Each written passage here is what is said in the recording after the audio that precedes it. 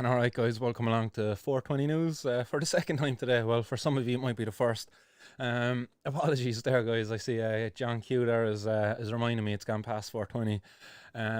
I certainly tried to make it on time today, but I went live only on Facebook for some reason. The settings had changed on the software, so I'm going to blame my tools because I'm a great worksman. I'm amazing at my job. It's definitely the tools' fault. But no apologies, guys. I went live only on Facebook. It never went live on YouTube or Twitch. But yeah, nonetheless, guys, welcome along to 420 News. It's Friday, guys. Got me bang here beside me, my little tool of civil disobedience. Also got me a little bit of cannabis herb grinded up, ready to go and partake in some civil disobedience today online with y'all. Hope you're all rolled up out there, guys, and ready to blaze on up. Just before we get started, guys, quick reminder, patreon.com/Martin's World, or you got a donation button up on martinsworld.ie for bitcoins.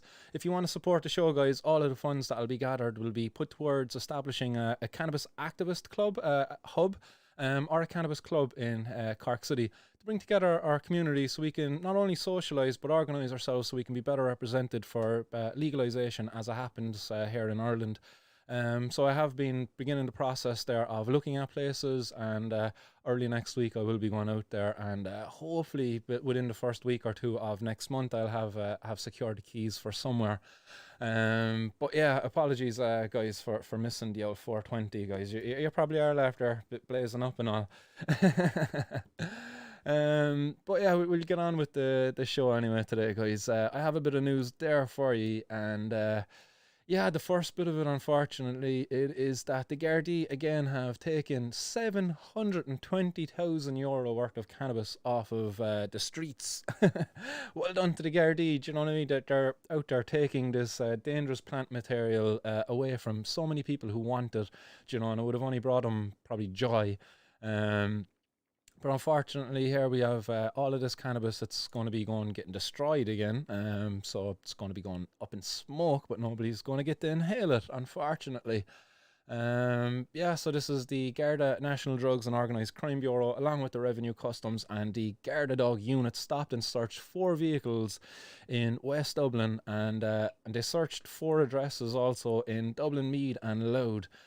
During the searches, 36 kilos of cannabis and a quantity of cash was discovered.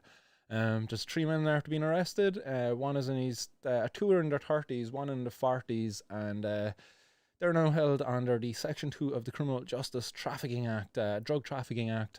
And the Assistant Commissioner had this to say, he says, and he's the head of Garda operations into organised and serious crime, because this is definitely a serious crime here, man. Do you know? He says, this seizure is of a significant quantity of illicit drugs, and the arrest of 3 suspects demonstrates the value of ongoing positive working relationships forged by An Garda Síochána with partner and agencies in Ireland with the Revenue Customs Service. Like, what a load of bullshit, really. Like, man, it's a reflection of your failed war on drugs. These reached the streets effectively, you know. These were after getting to these guys. How long were these guys selling this cannabis? How much money was made? Were these guys head of the operation? Did you just stop that operation, or did you just take away a few little foot soldiers from the streets? Like, really, like, what you caught these guys with is it's insignificant, really, in the scheme of things. €720,000 worth of cannabis. It sounds like a lot to people out there, but again, let's just be reminded, it's only 36 kilos of cannabis, and one delivery of cannabis. Do you know, if the dealer was successful in getting rid of all of this just once, then he would cover 10 times that, like, you know, because there's that much of a markup on the cannabis from when these guys import it and when they sell it on the street. It's crazy, like, that Ireland. Why aren't we just taking this away from them? Why are we empowering these criminal gangs? Do you know, like, as Assistant John O'Driscoll there says, do you know, it's a significant quantity of illicit drugs. But if we were to make it licit, if we were just if we were to decriminalise them and allow people like myself, like Little Collins, like other businesses out there, Puff and Stuff, Funky Skunk, just to name a few, Relief, do you know, they would all want to get involved in a legal cannabis industry But unfortunately, you're keeping us out of it, and you're empowering these people then who are and recruiting young kids into this kind of industry. There's no quality assurance put on. There's no money going back into the communities.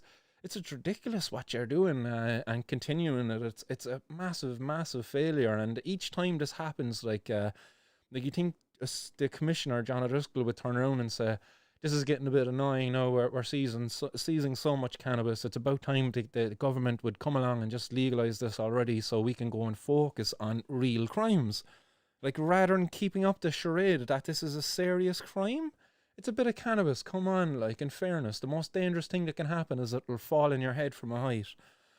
But anyway, like, outside of Ireland, some good news to report on.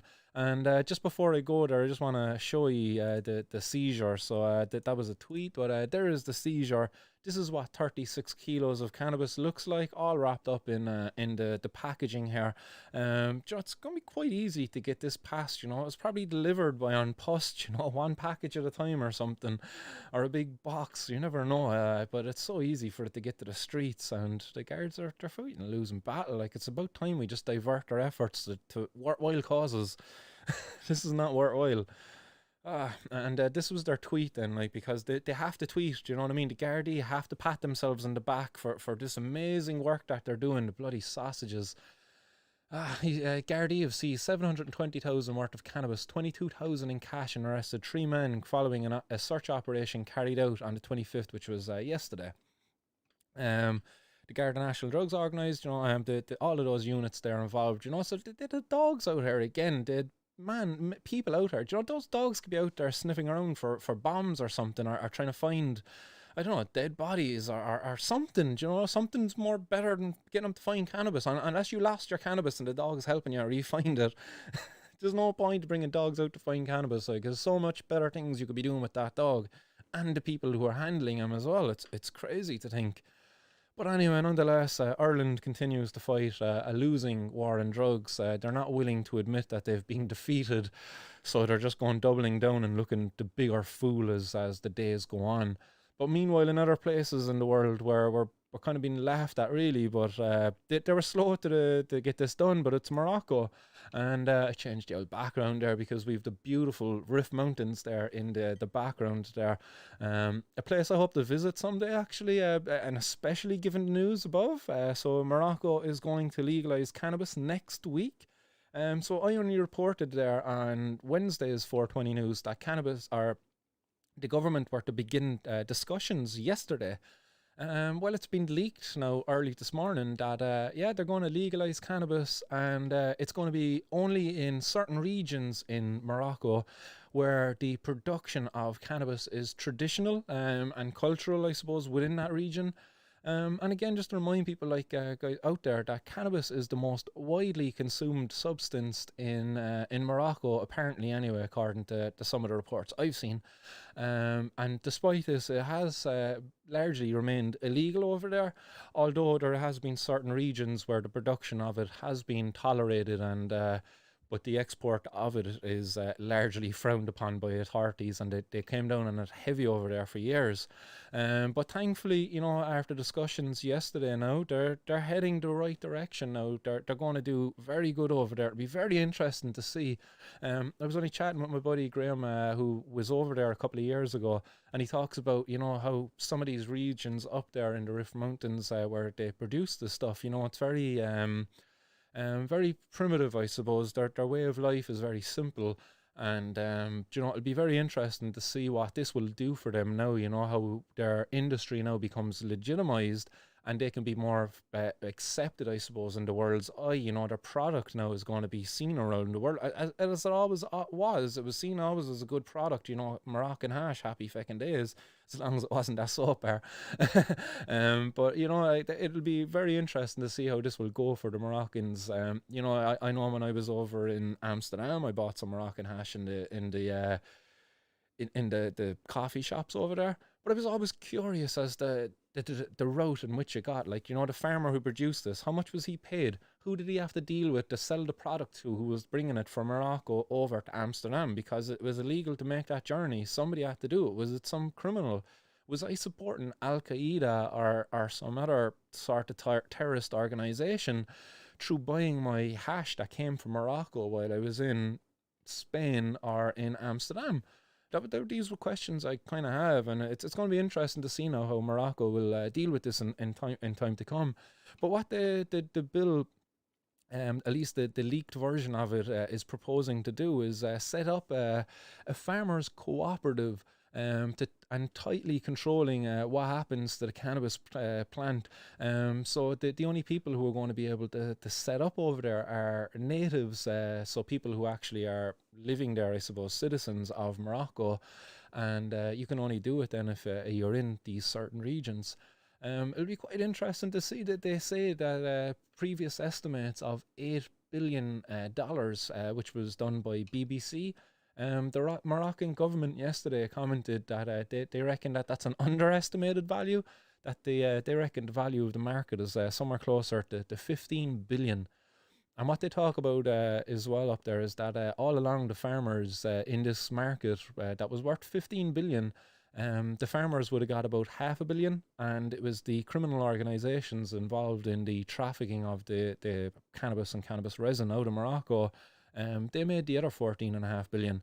So it'll be very interesting to see now, like, how much will farmers get going forward? Like, all of this money now going over there, what will this do to Morocco and their economy? Oh, it'll be very interesting to see what will it do to tourism over there now, because as it becomes more accepted. Because again, as you say, sometimes you might have had to go off the beaten track over there to get cannabis as it was, or hash, as it was illegal. You know, you bought it on the street at your own risk, I suppose. You know, if the authorities caught you with it, you could still be extorted for money, as kind of happens over there with tourists from time to time. So according to the bills, which was leaked, there's 7 regions which are going to be given allowed cannabis being grown there, because that's where it was done traditionally. And they're going to set up a national agency for the regulation of Indian hemp activities, as they're calling it. And this would monitor and regulate Morocco's cannabis trade according to Article 31 of the leaked draft bill. So Morocco's production then would focus on cannabis for medicinal, pharmaceutical and industrial purposes, and allow only companies registered in Morocco to apply for marketing license, export license or import license. So that's interesting. So it'll be only for medical, pharmaceutical or industrial purposes. So the guys I talked about there who were getting the hash in Morocco and bringing it to Amsterdam, is that gone? Like, are all the farmers going to sell out now and just only sell their cannabis to the likes of Tilray or Aurora or one of the other kind of big, massive cannabis companies? Like, is that what's after happening over there? I don't know. I don't know the state of the Moroccan government. I don't know what's happening on the ground over there as to how this article came, or this bill came about. Was it drafted with the locals in mind? As in the farmers, the people who have been engaged in the industry for the last, I don't know, countless centuries, I suppose. Do you know, or have they been involved with it, or is it these suits coming over there and literally just brown envelopes flying everywhere, and bills being passed now saying, yeah, we look after the farmers, like, but your farmers can only sell it to the pharmaceutical companies. Is that what the crack? I don't know. I again, as I say, like, this is good, this is great, but I still have questions around this. You see, like, how this isn't as straightforward as one would think. You know, as kind of that last little bit says there, you know, medical, pharmaceutical and industrial purposes. Industrial, could you get maybe, I don't know, like, is the production of alcohol, that's industrial, you know? It's done on an industrial level. Could you say, like, you know, I don't know, production of hash for industrial reasons, you know? I've an industrial consumption, I don't know, recreational market. Anyhow, we'll see what happens there. I'll try to get in touch with somebody in Morocco and see if they can enlighten me further on what's happening down there. But in other news, guys, we'll leave the beautiful scenery of Morocco and come on back over to the beautiful north side of Cork City. And from the north side of Cork City, we're going to report on a pensioner who was charged with a significant drug seizure in the Limerick village. So this is in the courts there yesterday, I believe it was.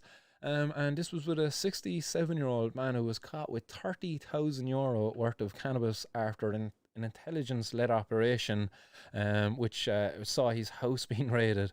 Again, 67 years of age. Is age, it's not an excuse to be involved in drug dealing, like, but we're going to lock this guy up. It's ridiculous to lock this guy up. All he was doing was selling a bit of cannabis. It's his age group would benefit amazingly from cannabis. Isn't it? This guy should be retired and enjoying the rest of his life, and instead he's engaged in a bit of cannabis dealing. Maybe he's always been doing this for all his life, and it's all he knows. Who knows? In Morocco, he'd be seen as a traditional producer of it. If he was around all those years, who knows? We've no respect for people anymore, man. It's discrimination what we're doing, locking people up for this. Allow people to set up a legal industry. Like, who knows? This man, 67 years of age, might have turned around and set up a local little cannabis grow shop, or cannabis grow cafe. I don't know, whatever you want to call it, consumption room. Who knows? He might have been a positive role model within his community. But we don't give these people the opportunity because we criminalize them at every opportunity we get. It's just wrong. Like, where's the avenue for us to legitimize ourselves, where we don't have to admit what we're doing is wrong? It's not wrong. My desire actually to consume cannabis should not be seen as a criminal behavior. It's wrong that you discriminate against me. I I can't help but compare it to when, like, if I wanted to kiss another man and there's a law out there that says no, you cannot kiss another man. Like, what? Why can't I kiss another man if I wanted to? Thank God we don't live in such an ignorant society that would criminalise that behaviour. But again, just to say, like, if, in the light of the recent pandemic, imagine if the government turned around and said they wanted to ban cigarettes, because, respiratory reasons. Imagine the uproar there would be. But it's okay to do it for health reasons around cannabis consumption. We know the damage that's done in our society by alcohol and tobacco, and yet we're able to live by them. Even the government there last week, when they were reporting on gambling in the Dáil, and they understand the damage that's done there. And it's like, oh yeah, we'll introduce the gambling regulator. That'll deal with it. Why can't we do that for cannabis? And for all drugs, actually, you know what I mean? For all drugs, because there's pensioners getting locked up for crying out loud, like, and there's kids then on the other side. The man 67 getting caught with €30,000 worth of cannabis, but there's 12 and 13-year-olds up in Dublin getting caught with stun guns and piles of crack cocaine and heroin and stuff, man. What are we doing at all? Like, allowing criminal gangs to have control over such a highly demanded products. It's crazy. Like, it's so fucked up that we do it. I really hope that the politicians out there will get their heads out of their arse and start making some sense in what they're actually doing, rather than talking about a health-led approach, but actually acting in the opposite, doing everything counterproductive to that aim. Like, if you want to have a health-led approach, allow quality assurance over the drugs that are consumed by people. Stop stigmatizing people for their drug use, and at least people can differentiate them between, like, when their drug use will be problematic and when it's not. And if it is problematic, then they can go and get help about it and not be ashamed about the fact that they use a certain substance, because that's the current problem now. Like, even if a person has a health problem around consuming an illegal drug, they might not want to admit it because they're ashamed that they're using that illegal drug. If that illegal drug wasn't illegal and they developed a health problem, they would have very little shame in saying, oh yeah, look, I'm actually addicted to this there. I have no shame in saying I'm addicted to coffee. I've been trying to kick coffee in the mornings. Like, I've been drinking coffee 7 mornings a week again for the last few weeks, whereas a few weeks ago I got it down to 1 morning a week, which was great. And now I'm back to 7 mornings a week, and I'd be all sweaty and stinky, and it's horrible. But it's addictive. It's enjoyable, but there's certainly an addiction there that just brings you back to it. But coffee is fine, like, it's like. But cannabis, no, we can't have cannabis. We're going to create this massive empire of criminals and allow kids to sell it, before we allow adults to grow it out the back garden and to set up little clubs where they can share it amongst themselves. And more of it then in Dublin again, where a woman has been charged with over €60,000 worth of cannabis. So, like, already in the show, we've almost, like, got to €1 million worth of cannabis just today, and on Monday, I believe it was there nearly another €1 million worth. So just this week alone, there's been nearly €2 million worth of cannabis seized by the Gardaí. That is crazy. Like already, I'd say since the start of the year, we're probably up in, I don't know, 8 or 9 million worth of cannabis after being seized, probably more. So how much is actually after getting to the streets? How much has been sold? Like let's say if the Gardaí say there's 10%, 10% they stopped. So that let's just say there was 10 million worth of cannabis stopped getting to the streets. So 90 million worth of cannabis was distributed on the streets. Our government missed out on an opportunity to get nearly 20 million euro in tax if they put a 23% tax on that. What a missed opportunity! Like, and instead we're going to spend 100,000 a year locking people up for this stuff. Like here we have a picture there from it, and it's you can see there's about 3 kilos of cannabis, just shy of 3 kilos of cannabis. I think it just came in at under 60,000 worth. Like again, it's all going to be destroyed. The woman's going to be brought to court. She might get free legal aid or something in it. She's going to get offered all of these services off it that the taxpayer pays for. She'll be maybe locked up for the time being, and that costs us 100,000 euro a year. And meanwhile out there, there's people who are getting cut off their medical card. They're not being afforded appointments because the government are moving the barrier on access to things because at times they're tough for them. It's ridiculous what we're doing. It's massive missed opportunity in just taxing and regulating this and creating the jobs. Imagine all the income tax we could be making there.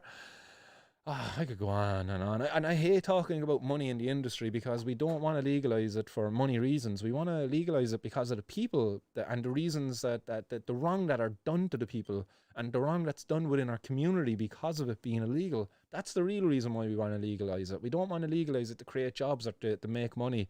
That's just a side effect of it. The main reason is because it's a human rights issue. I think that's that's at the forefront of it. That's the primary reason why cannabis should be legalized. It's a human rights issue. Everything else then is secondary. If we sort out the human rights issue, then the jobs come, then the revenue comes, all that stuff comes secondary, bonus, as I say. But until we do that, we have this shit. And this was a case I reported on sometime last year, where above in the north side of Cork City, there was a young lad. His name is escaping me now. Hey, but yeah, he was got caught with about nearly 40,000 euro worth of cannabis, I believe it was. So his name was Ikran Aslam, and he was 38, and he was a British citizen with an address above out in Passage West. But he got caught with the cannabis above in Gran Braher, up around there, in Willow Bank. So that's up in Fairhill, actually. But this was when the guards stopped the car. They got a smell of cannabis. They searched the car. They found a rucksack in the boot of the car, and inside that then they found some cannabis. They arrested him. They cautioned him, and they went back, searched his gaff then, and they found 12,000 euro in cash, and so they found quite a bit there. I think they found over 14,000 euro in cash and 35,000 euro in cannabis. So this guy, as I said, he was over here dealing away, but he was an escapee prisoner from the UK. He was kept in some sort of an open prison system there, and he just bunked on there one day, and he came to Ireland. And when he came to Ireland, then sure, drug dealing was the easiest thing for him to do. Apparently he took off quite well. Apparently he was here since 2016. So he's been here quite a time. He only got caught in 2020, so he was here for 4 years. When he was over in the UK, he has charges for robbery and aggravated burglary. So God only knows what kind of shit he was getting up to here. Again, imagine if like cannabis was legalized and regulated here. This guy wouldn't have had a job. At least he would have been forced to do something else. He would have maybe went and resorted to burglary. But does that mean, no, we shouldn't legalize cannabis so that we can try to incentivize burglars not to burglarize your house? We want them to deal the drugs instead. No, Jesus Christ, no. Like, because why should I be buying cannabis off of this guy? Like, I go buy cannabis off of this guy. He sells me a 50 bag. He sells me an ounce. I got to buy an ounce off of this guy. And I whip out my wallet and I've got a wad of 50s inside of there, like, because I'm a dumbass and I'm flashing a wad of 50s in front of this lad when I'm buying it. Like, and do you know what I mean? You drop your guard. You don't realise. But this guy sees that. And he follows you. Like, he'll find your gaff and he'll come in and rob your gaff. Like, he'll hold you probably at knife point, maybe. I don't know what the extent of his aggravated burglary was. Like, but he could hold you at knife point. Threaten your family. Go down there and empty out your bank account there and give me all what you got. Like, You just don't know. But this guy's out there selling your cannabis because it's illegal, because prohibition enables him to do it. End prohibition. Take these guys, like, stop making it easy for these guys to, to get a foot into our communities. And, because I'd imagine he'd probably made friends with people within those communities because he was selling cannabis to them. And, yeah, sure, fucking, your man there, Amir, or Islam, whatever his name is, Ikran. Ikran, he sound out there, but he gives me a good deal, like, but, meanwhile, Ikran is fucking some fucking aggravated burglary dude. Like, I don't want to be buying cannabis off a dude who rob a granny. I don't know, did he ever rob a granny? Like, maybe he was fucking robbing a shop at knife point, but that's not any fucking better either. But yeah, there you go. End prohibition. Stop making it easy for these dudes. Inside in this case, anyway, it was Judge Sean O'Donovan again who was sentencing him. And he heard that Aslam had been in an open prison in the UK serving what remained of a sentence for aggravated burglary, but he fled in 2016 and was unlawfully at large since then and living in Ireland. And since he came here in 2016, he seemed to have rather quickly established himself in the dealing business. He had money on board indicating that someone trusted him. He had 34,000 worth of the herb and 14,000 in cash. He admitted the money was proceeds of crime, and O'Donovan acknowledged that Aslam was a heavy cannabis user, who cares, and that he had given some level of cooperation to the Gardaí and had pleaded guilty. So this fucking scumbag Aslam is in there, I'm addicted to cannabis, oh my god, please have pity on me. Stop it, man, you're a scumbag, you're out there robbing people's houses and everything. What a scumbag, like, in fairness, like, and trying to make us cannabis users look worse. Like, what do you mean? Like, I'm a heavy cannabis user. Stop it now, will you? And just, stop it.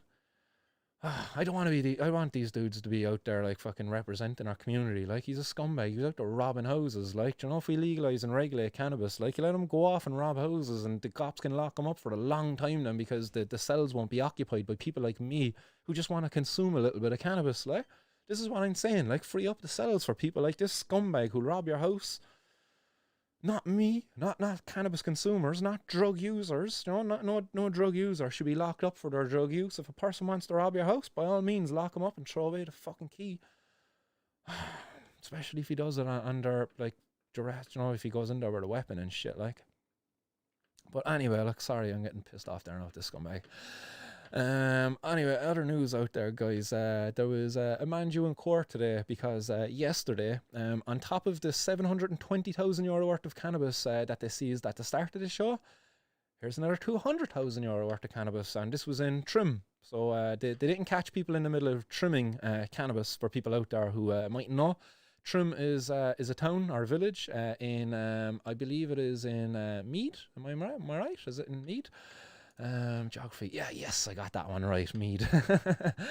So yeah, it's in County Meath. So in Trim, County Meath, a small village there, €204,000 worth of cannabis that's after being seized. Heard again, the Gardaí couldn't help themselves, take a picture and do a tweet because, oh, look at us, we done decent, the overpriced cannabis that we're taking off the street. And now dealers are going to put up the price. It's ridiculous, like. But the Gardaí and Revenue Customs officials have seized 204,000 worth of cannabis and arrested a man following a joint search operation in Meath today. And no joints were smoked during the course of the operation. But during the course of their operation, a premises in the Trim area was searched. Approximately 10 kilos of cannabis herb were 204. No, it wasn't approximately 10 kilos. If it was approximately 10 kilos, it would be 200,000. So what it would say here was actually 10.5 kilos that they discovered because of the extra 4,200 they're adding on there. Or maybe they're trying to get into 420 there, maybe. John, there's a little 420 hidden in there. Oh, hey. Go on, the Gardaí. Their covert messaging. But a man in his 40s was arrested. Again, what a missed opportunity. There we go. We're just after breaking the €1 million mark today, and cannabis seized on the 420 news. Like, this is incredible how much cannabis is seized on a regular basis, guys. It's my eyes have really been opened to it over the last 6 or 7 months I've been doing the show. I've just had every show, no matter what, every show I've had a report to deal on where the Gardaí have been doing raids. Every single show. Every day the Gardaí are out there focusing on cannabis consumers. That means every day out there the Gardaí are not fully focusing on rapists, murderers, thieves and all of these other guys out there who would actually do harm to us in society. Oh, man, it's so crazy. And then the mounting the value of the drugs that are being seized. It's like, oh my god, these criminal gangs are making so fucking much money. Like, no wonder they're able to afford to pay off Gardaí, so that the Gardaí will look the other way. It's crazy, man. Um, yeah, it's messed up. But yeah, nonetheless, our government will say they're taking a hell-led approach in this, but yeah, not like they're not going to test this cannabis. They're not going to get information out there to the consumers to say this batch of cannabis that we seized and trim was this strength. It had this much THC. It had these many microbials. It had this fucking PGR. That's a banned substance in Europe or something. They don't do none of this because they don't give a shit about your health. They don't give a shit about their health, really. This is a power move. This is about power, about telling you what you can and cannot consume. Because as I say, like, imagine the uproar in the morning if the government turned around and said you cannot consume tobacco anymore, or alcohol, or if the government said, look, we're going to put in force a certain BMI and you all have until December or until, you know, maybe September to get your BMIs in order, and we're going to start locking you up if your BMI is above what it should be, you know, if you're obese. Why are we allowing government to pass policies that dictate our health? It's crazy. Like, it's crazy. Outside of the sugar tax, okay, and the taxes they put in alcohol and things that they say it's to deter consumption, but really it's to fucking put more money in the revenue, like, because there's so much money made on, especially the sugar one. There is so much money made on the sugar tax. It's crazy, like, but it's for health reasons, guys. It's for health reasons that they keep cannabis and stuff illegal as well. Like, sure, it's for health reasons that it's better that the Kinahans sell you your cocaine, and that there's young fellas getting beheaded there up in Drogheda because of turf battles. That's for your own health, lads. That's good for our community. Well done, you know, great stuff. Uh, more raids by Gardaí in a quiet South Dublin village. So two men were arrested and €30,000 worth of cocaine and some cannabis were seized in late night raids. So I've an old image here. It's not the best image quality at all. But you can see the cops out here. You know, some nosy neighbours were probably out and, oh Jesus, Johnny's getting raided down the road. Oh yeah, fucking they're after taking out his things. You know, who knows? Like, the people know who's consuming drugs in the community. Like, and yeah, the old nosy neighbours love the old gossip. But the cops standing around there, we see the seizure here then as well, and there was some counterfeit goods whipped up there as well. €30,000 worth of cocaine doesn't look like a lot of cocaine, in fairness, does it? So it's no wonder it's easy to get under their nose. Hey. Sorry, guys, I can't resist my fucking cheesy old puns. But yeah, look, another waste of time. Gardaí operation carried out here. This was an intelligence-led operation again. Snitch, you know, some rat out there in the community. Obviously, maybe got a bag that was underweight or something, you know. Guys, just a reminder out there, take care of your customers. If you're selling them cannabis, like, it's not in your interest to give them a bag that's underweight, or to sell them overpriced stuff. Just give them a good deal, and they probably will be less likely to rat you out. Just sell to your friends as well, and yeah, you probably won't have any issues. But yeah, other news out there, guys, and this is, I don't know, it's a bit of a mixed news here. It's that it's somewhat positive and it's somewhat negative, I suppose. But it's a man who agreed to hold drugs to pay for his father's funeral, as avoided a jail term. And in this case, there was a man. He was caught with almost €180,000 worth of cannabis and heroin. So he got caught with a lot, in fairness. But in saying that, then when he was brought up for sentencing and things, he had no convictions. He has a clean past. And he said it was purely to finance his father's funeral after getting a €7,000 bill. So in this case, the judge said that the facility he provided was a very important and valuable facility for people involved in the distribution of drugs, and said that the value of the drugs was large, particularly the value of the heroin. But again, what the judge doesn't say here is that, like, prohibition has enabled drug gangs yet again to take advantage of another person in a vulnerable situation. I don't know how it came about, how the drug gang became aware of this man's vulnerable situation, that his dad had died and he had an outstanding bill that he was unable to pay. I don't know how that information got to him, but it got to him anyway, and they took advantage of him in that situation. And this is a very common story. Like, if it's not a man in this situation where they're paying for the death of a loved one, you know, it might be a case of just a person who's an addict. They're addicted to a certain substance, and they just can't afford to pay it. There's other people out there who would say they're addicted to cannabis, but a lot of the times they just enjoy consuming it, and they can't afford to consume it like they consume it, so they sell it in order to fund their habit, as it would be said in court. But that sounds so bad. It sounds like, oh, he needs to sell it, the thing. But no, it's just like he just can't afford it for the rate at which it's sold on the street. And sure, if he just buys an ounce, sells 6 bags off the ounce for €50 an ounce, or €50 a bag, that's the 300 quid to cover the 300 quid for his ounce, and he gets to keep 250 bags for himself. That's what I did when I was 17. Do you know, that's what I used to be doing. That's how it worked. That's what the kids out there are probably doing today, but it's probably not 300 quid they're paying for the ounces anymore. I'm hearing people paying 50 quid for 2 gram bags. Like, man, that's bad. That's bad. But in this case anyway, the judge gave a 5-year prison sentence, but suspended the entirety of the sentence on strict conditions, given that the man was highly unlikely to reoffend, and also given that the man has been taking care of his brother, who is Down syndrome, and is also the father of two teenage daughters, 2 teenage children actually, it says. So again, the judge showed leniency here in this case. So common sense prevailed, I suppose. You know, is it right that he got a 5-year sentence suspended? I think he should have just got nothing. I think the judge should have been calling on politicians to step in, put policy in place to take the drugs out of the control of the drug dealers, and actually legitimize the industry once and for all. But no, the judge just keeps the ball rolling. He's not going to call for a change, because why would he question the law? That's not what he's paid for. He's just there to enforce the law, and that's that. So yeah, other news then, guys. It is coming from above in the north, actually, where the PSNI have carried out some raids. And these raids have seen 3 men being arrested and uncovered what they're calling a cannabis factory. I have an old image here for you, and again, the PSNI, much like our Gardaí down here in the south, they love to tweet about this stuff as well. So they have an old tweet up there as well.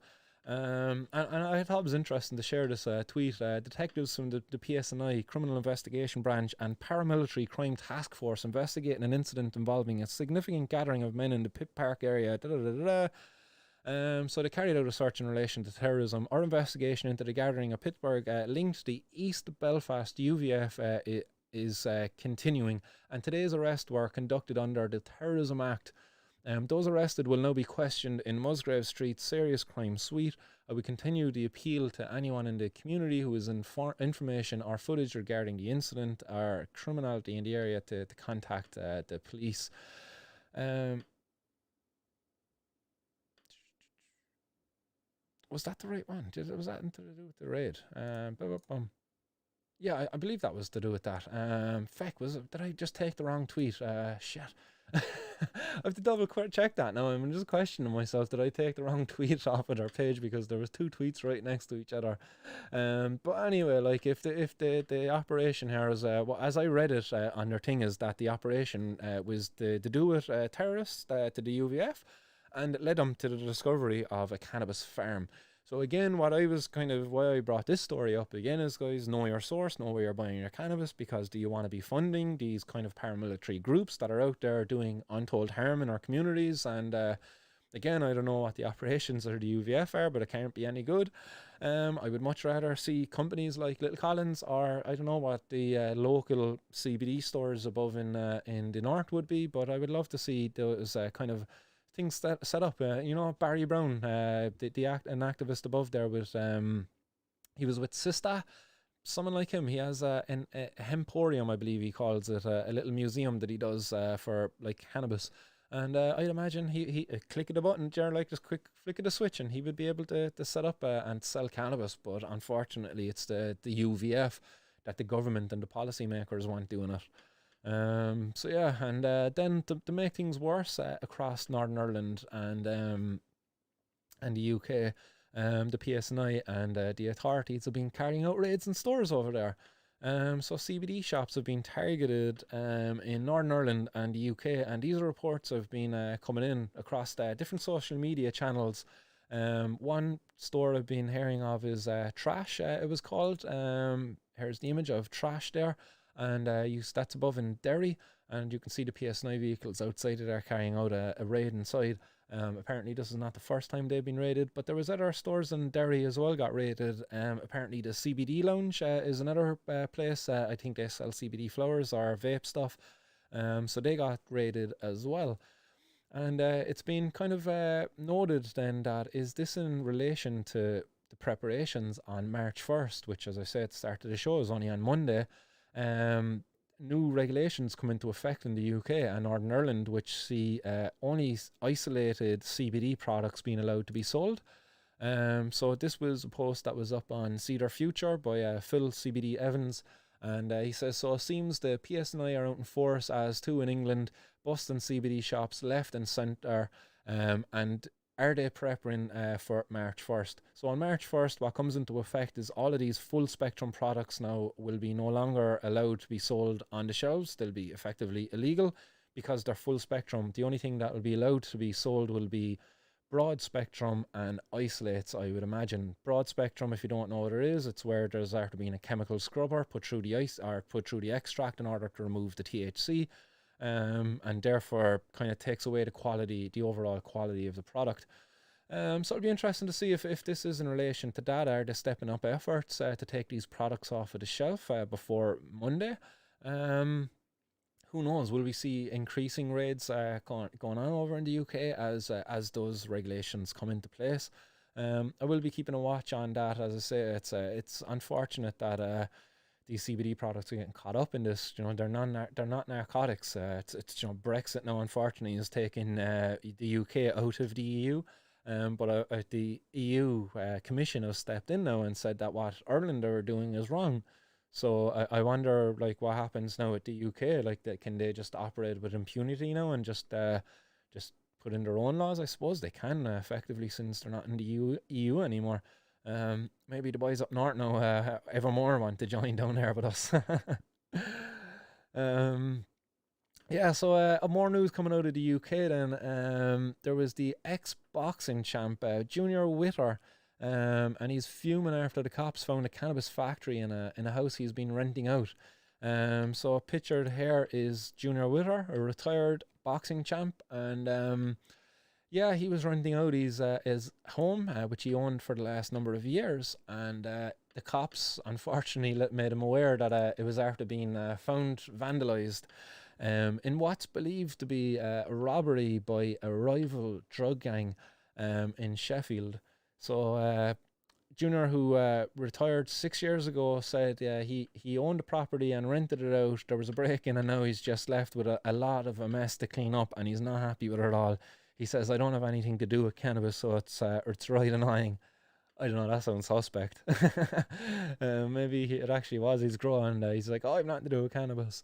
But anyhow, like, it must be pretty annoying if you're renting out a gaff and you find it's been trashed. It's unfortunate that the cannabis growers don't have an avenue there to legitimately go and rent the premises to do this, because unfortunately they are forced to go and do things like this, rent the private property. And in this instance, they believe that it was targeted by a rival drug gang. This is crazy. Like, rival drug gangs coming in and like targeting grow operations like this.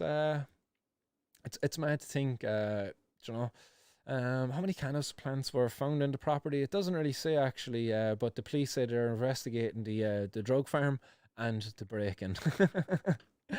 So there you go. Like, what a waste of fucking time. And the final bit of news then, guys, and it's a bit of a positive one, I suppose, if you're at all conscious about the environment, because there was a new report put out there in the US, and it was a report looking at the US and the consumption of water by the legal cannabis industry there. Excuse me. And this was put out by New Frontier. And New Frontier are a data company to gather analytics and things like that. And Yeah, they specialize in the global cannabis industry in partnership with Resource Innovation Institute and the Berkeley Cannabis Research Center. And they released Cannabis H2O, Water Use and Sustainability in Cultivation. And this was a report that provides an in depth look at water usage in the regulated cannabis cultivation market and how its use compares to the illicit market and traditional agriculture sectors. The report also includes strategic recommendations for policymakers, industries, leaders, and other key stakeholders. And I'll get through the key findings in it there in a couple of seconds, but this is good in one sense because it's an important conversation to be had. Again, as to why we need to legalize cannabis. We were only talking back 2 years ago around the whole water conservation in Ireland and because of the whole Irish water debacle and all of that crap. But again, the illegal cannabis industry in Ireland, they're pumping billions of gallons of water out of our system, and the taxpayer is paying for that. So effectively, if Ireland is any like okay, I'd say billions, but that's the US's numbers. I don't know how much water is being consumed in Ireland, but we pay for that through general taxation and through our water charges now.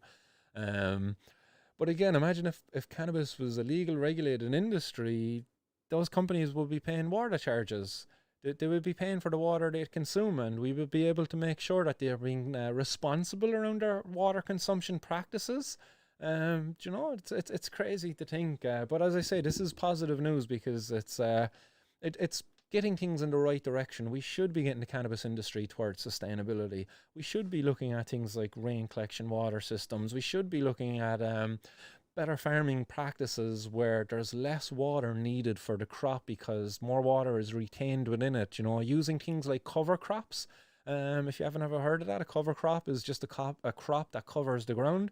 But a cover crop will reduce the evaporation of water out of the land from the land at a tremendous rate, thereby reducing the need for putting water on the land, especially in places like, say, California, where it's kind of a bit arid and they experience droughts. It's like, yeah, we should be looking towards more sustainable farming practices, and we should be like having these conversations, and unfortunately in Ireland we're still stuck at the conversation as to whether we should be allowed to grow cannabis or not. It's ridiculous. People are growing it anyway. It's being grown everywhere. It's about time we just legitimize it and make them pay the way like every other industry out there. It's not fair that they're getting away with it untaxed and that the taxpayers are paying for the water used by the illegal cannabis industry in Ireland. It's crazy. But yeah, some of the key findings there in this report, and I'll finish up on that one then, guys. It is by 2025, the total water use of the legal cannabis market is expected to increase by 86%. The combined legal and illicit cannabis crops used nearly 2.8 billion gallons of water in 2020, with usage forecast to reach 3.6 billion gallons by 2025, fueled by the demand-driven growth. The illegal market will remain the primary driver of water use over the next 5 years, accounting for 83% of use in 2020 and declining to 69% in 2025. That's crazy. 83% of the water use still in America is because of the illegal market? Wow, that is a crazy amount of water. Is it that the illegal market is just incredibly inefficient in it and that the legal market is much more efficient? Is that why they're so fucking just top heavy there? Like 83% of the water used is by the illegal market? That's so crazy. Yeah, and the final finding there on that is that water use practices are highly diverse in the new regulated cannabis industry, underscoring the need for well-tailored regulatory policies that are responsive to this diversity. So yeah, certainly they're acknowledging there now that the legal regulated industries certainly are more, they're more responsible about their water consumption. Sorry, getting a bit distracted there by noise going downstairs here. But yeah, there we go, guys. That is all of your 420 news today, guys. I will be back with more 420 news on Monday. I hope you all have a good weekend out there, guys. But before I go, I will quickly just flick through some of your comments out there. Before I go to your comments, actually, I'm just going to have a quick blaze because I have a bowl packed here since the start of the show, and this has been teasing me.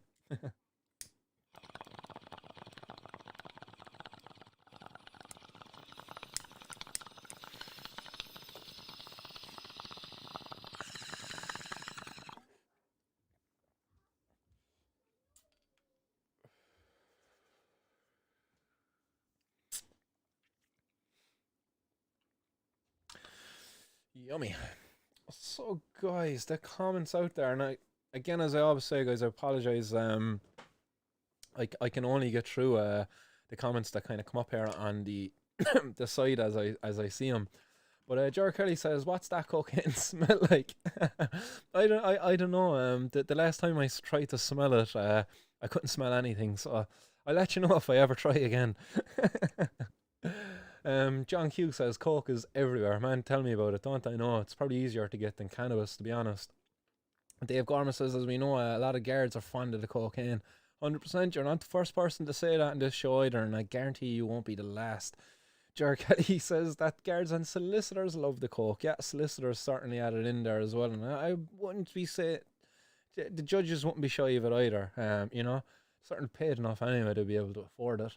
Andy says large amount of guards fired in 2020 for a variety of reasons, and a high percentage of those reasons, Andy, were drug related. Actually, there was quite a number of guards found to be involved in some form of drug dealing or passing information to drug dealers. And also there was information came out there, I don't know, was it a UK number, I could be crossing communications there, but they said that there was like a drugs going missing out of the security every week in I think that was the UK. I seen that bit of news. But yeah, it's no surprise the cops are fucking they're only people too, like, do you know what I mean? They're not some sort of superhero who's infallible, incapable of committing a crime. They're just people too. They're imperfect, just like all of us. The only thing is they're above the law. The cops probably most likely are going to get raided. You know, if I was a cop and I wanted to grow cannabis, what cop is going to come and raid me? Unless I'm giving off stoner vibes in work, which I probably would. So yeah, most likely I would be on the old snockta if I was a member of the force. Ross, Dr. Greenthumb says Cali seems to the world to say when selling weed. Cali seems to the word to say when selling weed. Sorry, man. It seems like they all have Cali. Extortionate prices for Cali too. If it was legal, we wouldn't have any shite at all. Yeah, certainly, man. There's Cali shit all over the place as well, and people saying, "Oh, I've Cali," and it's like fucking stuff coming in from Spain, or it was grown by his buddy. Yeah, man. There's a lot of sausages out there taking advantage of this stuff, and the sooner it's regulated, the better. We won't be have to deal with those sausages. No hash around whatsoever, Dr. Greenthumb says. Yeah, it's been a while since I seen some hash as well. Dr. Greenthumb says, sure, the THC doesn't activate until it has a certain heat. Yeah, that's right, actually. That's why you want to blaze up your bowls to get the old decarboxylation to happen. John Q says, hash is very expensive, low yields of a lot of weed. Proper hash should be expensive because, as you said, like the return on it, you know, you get a gram of hash for maybe every 10 grams of cannabis, maybe, depending on how effective your extraction is. But yeah, it should be more expensive. Yeah, there's talks there around 420 event. So hopefully they might do something there around 420 event. I might just pop up an image there for you guys so you can see it. It's something I've been messing around with there, an image I've been trying to create for 420. I'll get her up there on the computer, but for 420 I'm just trying to create a little poster for the event. 1 second. Damn it, give me a fucking preview. I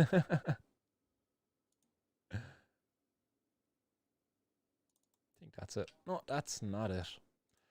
All right.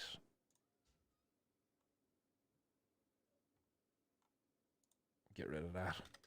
But anyway, I was trying to make a poster there, and I was just trying to show you the poster. Do I have it open, actually? Yeah, I might be able to throw up my window capture. There we go. New source, window capture. Window, Inkscape.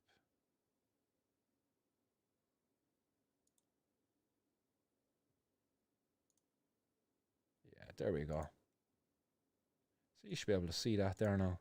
Yeah, you should be able to see that there now popping up on the screen. So just a little poster I'm trying to create for an event on 420. Cannabis Liberation Day is the theme of the day, I guess, where we're just going to stand up and fight for our rights. As I said, this is a human rights issue. The criminalisation of our community cannot go on. So I know people wouldn't be too happy about protests and things like that. But for me, I'm kind of sick of it now at this day. Adhere to whatever guidelines are going to be in place on the day. If it's masks are compulsory, whatever, wear masks, keep 2 meters apart. Bring your joint, bring your bong, bring your oil, bring your edible, bring whatever form of cannabis you want to consume on the day, but bring it. And let's gather in Cork City on April 20th, 2021. Let's begin at 3 p.m. and we'll have a march there. I'm sending a notification off to the Gardaí, and we're going to get escorted around the city. And bring your banners, make it colourful, and let's protest, guys. It's been a year now since we're supposed to be last out, and we didn't get to get out last year. So let's make sure we get out there this year and have a proper protest. Banners, march, speakers. And maybe even a bit of music if it's not against the guidelines. But I'm sick of it. Cork City Library, April 20th, 3 p.m. and we'll do a march. We're going to come back and have speakers then at around 4:20. Social distancing. Bring your masks. Do you know what actually is a good idea? Do you know if you're going to bring a banner, put it on a stick and have your stick be at 2 meters? Do you know what I mean? And your stick then is also your social distancing tool. There you go, guys. If you want to be responsible. But we need to protest. We need to get out there and stand up for what's right, because as I said, since I've been doing this show, I started it during the lockdown. I've had no shortage of material to report on with a Gardaí out there raiding and criminalising our community. It's time we stand up now and fight back peacefully. So this is Cannabis Liberation Day, April 20th. We'll have speakers there, we'll have some music, but I want most of all the community to come down and take part in this. I was going to do something small and personal and whatever, but no, I think no, a full-on protest, Cork City, full-on protest. If people want to do a protest of their own in Cove and Clonakilty and in towns and villages, by all means 100% go for it. I'm doing one in Cork City. If anybody wants to use this poster, if anybody wants to give me tips, pointers as to how to change it, as to how to improve it, by all means go ahead. This is by no means finished at all. I can quickly change this to have your own location included at the bottom of this, and the Facebook group or anything like that added up there as well. So I'll just hide that there for you guys. John Q says, fuck the gay protest. How about fuck you, John? What do you mean fuck the gay protest, boy? What are you on about, boy? Do you know? What are you even on about? What's gay about it? Do you know, is it gay because the gay went out and protested? Is it? They're showing you up, man. They're showing you up. What's wrong with being gay? Seriously, John.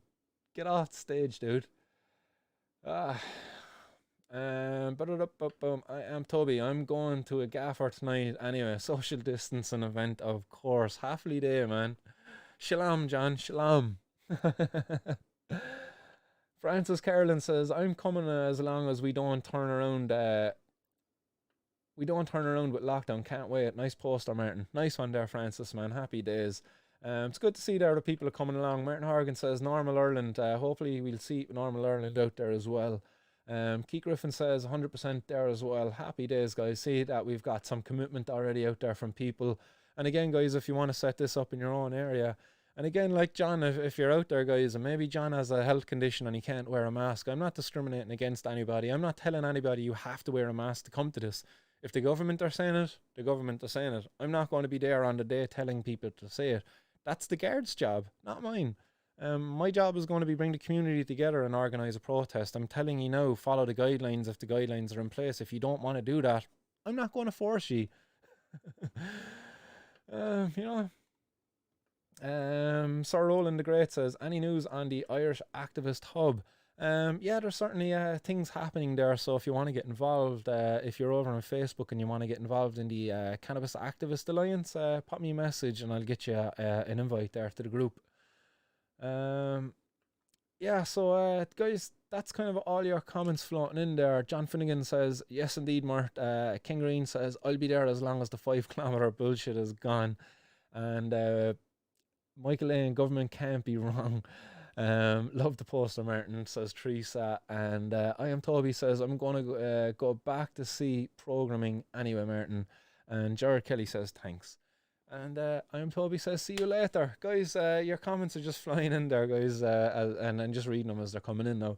But I'm going to have to boogie on. I actually have a meeting that I had to go to there about 30 minutes ago, so apologies for having to run, guys. I would love to stay and chat a bit longer. Maybe over the weekend I might do something a bit more informal, just to chill, chat and smoke, and I might play a game or something like that, and just kind of mess around with my streaming capabilities here as we kind of go and improve the show a bit. But until then, guys, I will be back on Monday, so do keep that one clear for yourselves. 4:20, that all important time, with some more 4:20 news. Also, guys, there will be interviews released there over the weekend, and yeah, that's it. I hope you've enjoyed the show today, guys. It's been an absolute pleasure to bring it to you. Stay blazed out there, guys, and keep her lit. Much love. Peace.